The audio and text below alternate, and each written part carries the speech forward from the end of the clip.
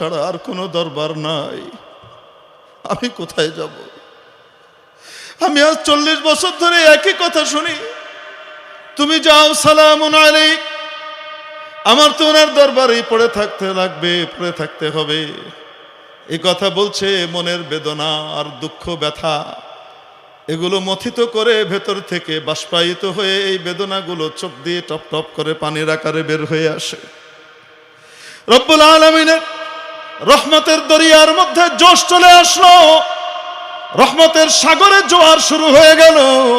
গায়েব থেকে আওয়াজ আসে, কবুল আস্তে গরছে হুনার নেই সে তক, কবুল আস্তে গরছে হুনার নেই সে তক, কে জুজমা পানা হে দিগার নেই সে তক।